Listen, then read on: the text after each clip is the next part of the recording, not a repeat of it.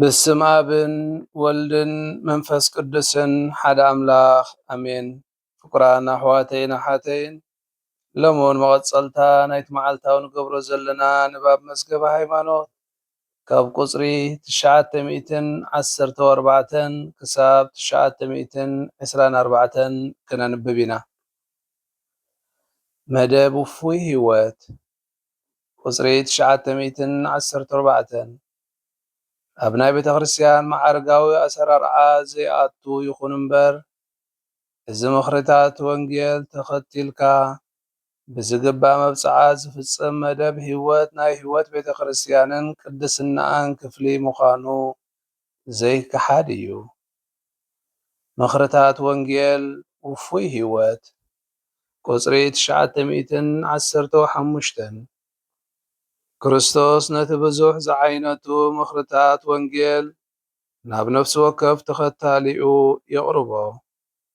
ኩሎም ምእመናን ዝተፀውዑሉ ናይ ፍቕሪ ፍፅምና ንምጭባጥ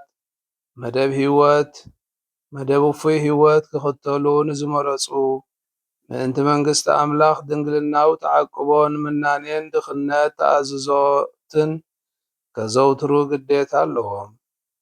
ነቲ ሃለዋቶም ንኣምላኽ ናይ ዝተወፈየት ህይወት ባሕሪ ዝህቦ ድማ ቤተ ክርስቲያን ኣብ ዝተቐበለቶ ስሩዕን ንቡርን መደብ ህይወት ዝፍፀም ናይ ምኽርታት ወንጌል መብፅዓ እዩ። ቁፅሪ 916 እዚ መደብ እፉይ ህይወት እምበኣር ኣብ ምስጢረ ጥምቀት ዝተሰረተን ንኣምላኽ ዝግበርን ኩለንተናዊ ህያብ ኮይኑ ጥልቅን ውሽጣውን ዝኾነ ተወፋይነት ዝግለፀሉ ሓደ ዓይነት ህይወት እዩ።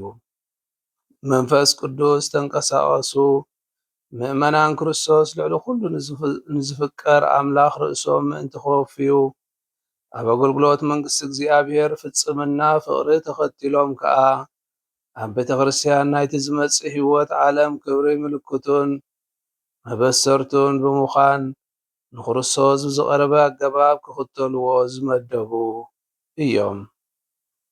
ብዙሕ ጨናፍራ ዓባይ ኦም ቁፅሪ 917 ካብዚ ህያብ ኣምላኽ ዝኾነ ናይ ምኽርታት ወንጌል ዘርኢ ዝበቖለት እንተደንቕ ኣዝያ ሰፋሕን ገፋሕን ኦም ኣብ ግራት ጎይታ ዓብያ። ካብዛ ኦም እዚኣ ከዓ ብሕብረትን ብብሕትውናን ዝንበር ዝተፈላለየ መልክዕን መስርዕን ዘለዎ ህይወት መጠን ጨናፍር ማዕቢሉ ንቅድስና ኣባላቱን ንረብሓ መላእ ኣካል ክርስቶስን ዘደልድል መንፈሳዊ ሃብታት ጸጋታት ዝበዝሓሉ ናይ እፉይ ህይወት ዝተፈላለየ ወገናት ክህሉን ክምዕብልን ክኢሉ። ቁፅሪ 918 ንምኽርታት ወንጌል ኣብ ግብሪ ምውዓል ንክርስቶስ ብለዓለ ናጽነት ንምኽታልን ብቐረባ ንዕኡ ንምሳልን ዝዓጠቑ ሰብኡትን ኣንስትን ካብ ፈለማ ህልውና ኣትሒዙ ኣብ ቤተ ክርስቲያን ዝነበሩ እዮም። ነፍሲ ወከፍ በብመንገዱ ከዓ ንእግዚኣብሔር ዝተወፈየ ህይወት ክነብር ተረኽበ። ብዙሓት ካብኣቶም ብናይ መንፈስ ቅዱስ ሕሹኽታት ተደሪኾም ባሕታውያን ወይ መናንያን ክኾኑ በቲ ከዓ ናይ ውፉይ ህይወት ምንኩስናዊ ስድራ ቤት ክምስርቱ ክኢሎም። ነዚ ድማ ቤተ ክርስቲያን መሰረት እቲ ዝተዋህባ ስልጣን ብታሕጓስ ተቐቢላ ኣጽደቐቶ። ቁፅሪ 919 ብመንፈስ ቅዱስ ንቤተ ክርስቲያን ዝተጸገወ ነዚ ናይ ውፉይ ህይወት ጸጋታትን ሓደስቲ ህያባትን ኣቡናትን ከመሚዎን ከለሊዎን ይጽዕሩ። በብእዋኑን ዝተንቀሳቐሰ ናይ ውፉይ ህይወት ሓድሽ መልክዕን መስርዕን ተቐቢልካ ናይ ምጽዳቕ መዝነት ኣብ ስልጣን ሐዋርያዊ ቅድስቲ መንበር እዩ። ህይወት ብሕትውና ቁፅሪ 920 ናይ ሰለስቲኡ ምኽርታት ወንጌል መብፅዓ ብግልፂ ወይ ብወግዒ ከይፈፀሙ ከለዉ ንክብሪ ኣምላኽን ንድሕነት ዓለምን ክብሉ ፀቢብ ዝኾነ መናንያን ካብ ዓለም ምፍላይን ብጽሙናን ብሕትውናን ብጸሎትን ንስሓን ህይወቶም ዝወፍዩ ባሕታውያን እዮም። ቁጽሪ 921 ንሳቶም ምስ ክርስቶስ ብዝግበር ፍሉይ ዓሚቝ ርክብ ንዝግለጽ ናይ ቤተ ክርስቲያን ውሽጣዊ ኩነት ንኹሉ ሰብ ክገልጽሉ ይርከቡ። ህይወት ባሕታዊ ካብ ዓይኒ ሰብ ዝተኸወለት ኮይና ንኣብኡ ኩሉ ንሱ ብምዃኑ ህይወቱ ንዘወፈየሉ ጐይታ ብስቕታ እትሰብኽ ህይወት እያ።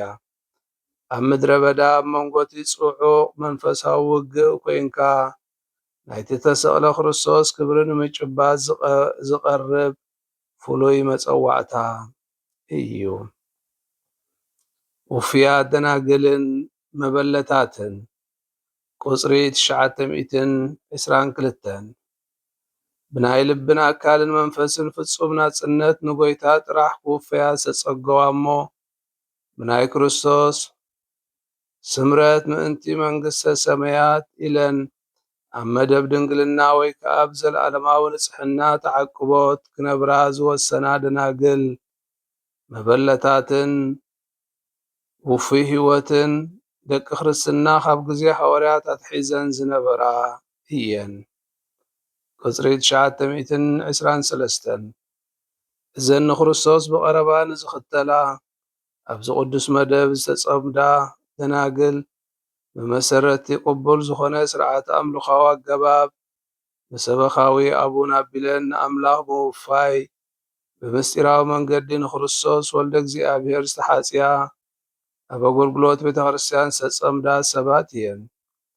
በዚ ዕዙዝ ዝኾነ ስርዓት ብጽዓተ ድንግልና እታ ድንግል ዝተቐደሰት መንፈሳዊ ሰብ ቤተ ክርስቲያን ንክርስቶስ ናይ ዘለዋ ፍቕሪ ልዑል ምልክት ከምኡ ናይታ ሰማያዊት መርዓት ክርስቶስ ናይዚ ዝመጽእ ህይወትን ናይ መወዳእታ ዘመንን ስእሊ ኮይና ትርከብ።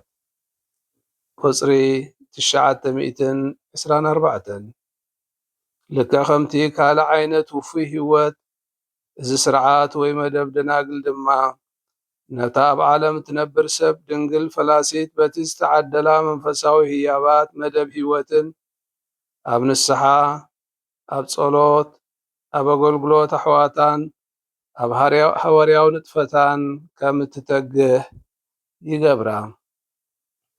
እዘን ውፍያት ደናግል ነቲ ውሳኔአን ብዝለዓለ ተኣማንነት ንምሕላው ሓደ ዓይነት ሕብረት ከቑማ ይኽእላ። ስብሃት ንኣብን ንወልድን ንመንፈስ ቅዱስን ይኹን ጥንቲ ከም ዝነበረ ሕጂ ኸኣ ንወትሩ ንዘለዓለም ዓለም ኣሜን። በስመ አብ ወወልድ መንፈስ ቅዱስ ሓደ ኣምላኽ ኣሜን።